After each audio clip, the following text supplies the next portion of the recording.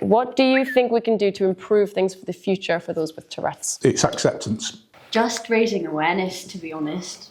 There's a lot of work to be done in the medical field, definitely in terms of the support provided in the diagnostic process, because a lot of the time it is a very flippant process where it's like, oh, okay, well, you met this criteria. You're diagnosed. There's a letter. Exactly. There's nothing else really. So it has to start with the medical front more than anything. I feel like we're doing a lot on our end in terms of raising awareness and bringing it to the perspective of other people. But yeah, the medical side of things really needs to improve. We're doing shed loads of awareness.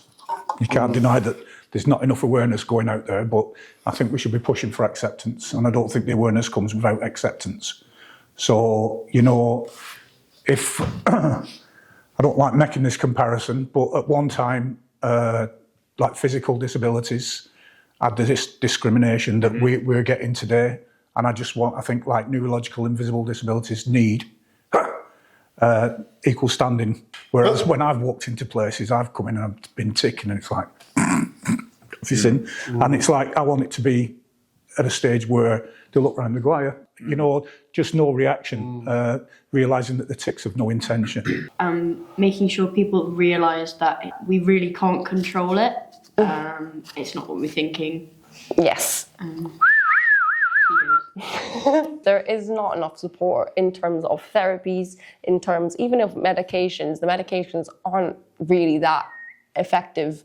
And like when they come with the side effects, because a lot of the treatments involve antipsychotic medications. Like kind of like what we were saying before, I think it comes down to the fact it isn't just copocalia and swearing. I think that's what we need to help change, because I think there's a lot of just minor physical tics.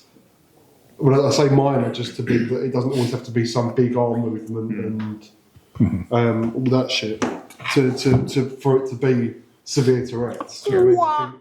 I think any tic that's uncontrollable is Tourette's, and it needs the support of general public knowing that that also affects that person quite deeply.